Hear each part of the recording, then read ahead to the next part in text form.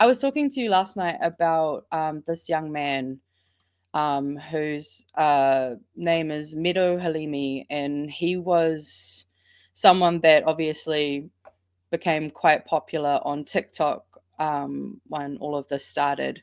I might just see if I can turn down the audio because it might be quite loud, but I don't think that all of this is in English either, so I might have to actually I might just we might have to talk a bit over it as well. Tell you. That was the first night of this genocide, October the 7th. I'll leave you with some footage I took right after that event. And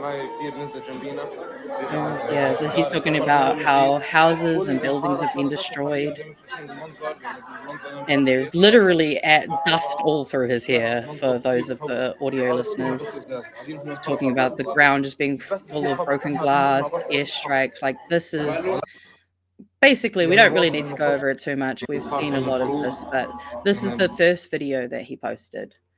But I can also, unfortunately, show you the last video that he posted, because that's the thing that we really do have to remember, is that that young man on our screen became someone that basically helped let us know what was going on.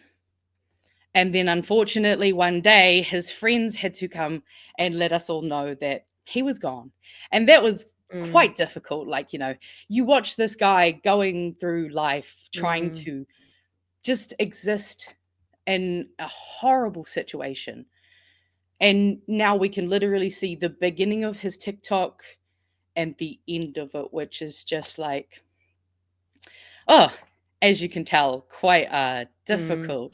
I think I've got the wrong screen shared right now, so I would just. It actually kind of reminds. It really is like a movie in real life. It reminds me of I can't remember, Cloverfield, where it's kind of that first person point of view where disaster strikes, and you've got them running around with a camera, and it's that kind of. But this is literally real life. We're watching someone. How long was it till he passed? Well, what's the date on this video? So I've got the 26th of the 8th month, 2024. So what's that? So a year pretty much after it happened. Yeah, and I think I'll just quickly double check what the first date was. Yeah.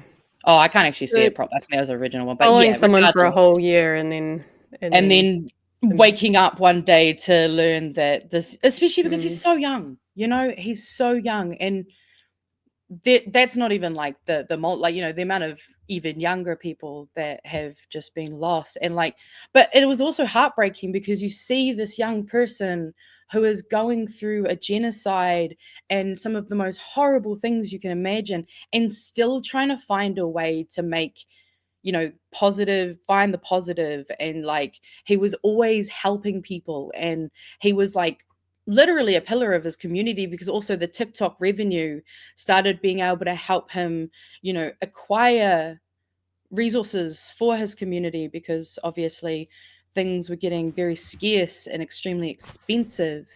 And yeah, so this is the last video that he ever posted. Let me show you what a day of my tent life looks like. I started the day with a cup of coffee, and then I went to lay down because it was so hot. After a bit, I took my phone and laptop to charge him. This is what they look like.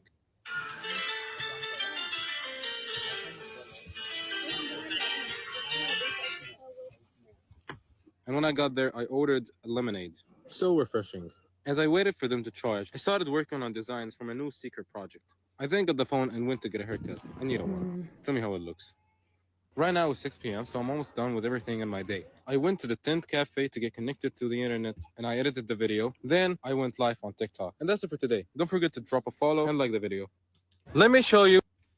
Yeah, and I mean, it's insane to think that is just, you see that on someone that maybe lives in a different country, and you go, oh, look at them just randomly vlogging about their day and their life. But and he's not even the only one that I've watched over the year, over the last year and a half.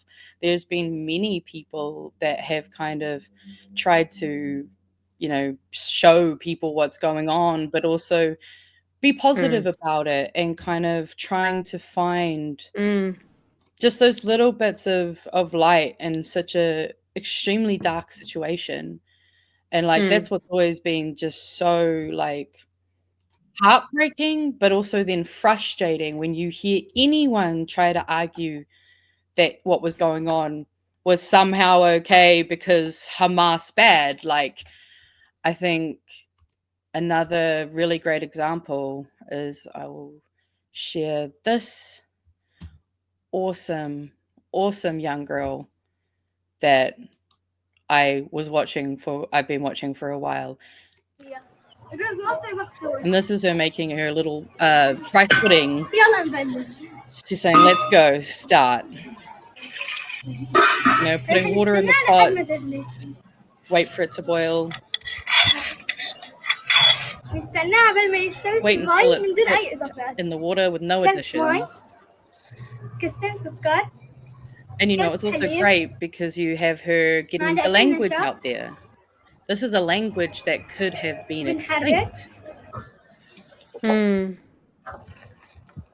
she's also sharing recipes like from her culture, and like it's just beautiful to see these things. Like, and this is just people who are going through some really, really horrible things and living in really like not great conditions, because I can actually show you she did it just like any influencer. She's got her cooking videos down and she's even doing a house tour.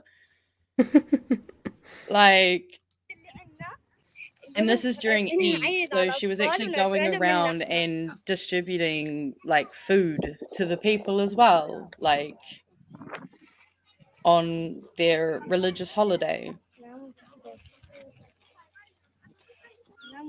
And you can tell that obviously it does bring her joy, like that helping her community in times of hardship is just giving her just anything to hold on to. And those were the things that were really like, what was kind of being like, this is why we need to keep talking about it. This is why we have to be annoyingly like free Palestine, because those people do not deserve to be living through that.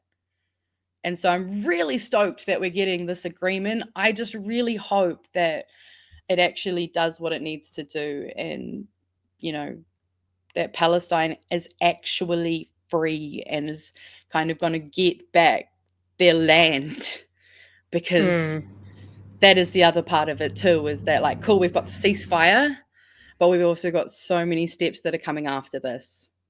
We've got different discourse around two-state solutions, or some of us maybe think land back. Like, there is a lot that's going to be happening, so it'll be very interesting to see like where we go from here.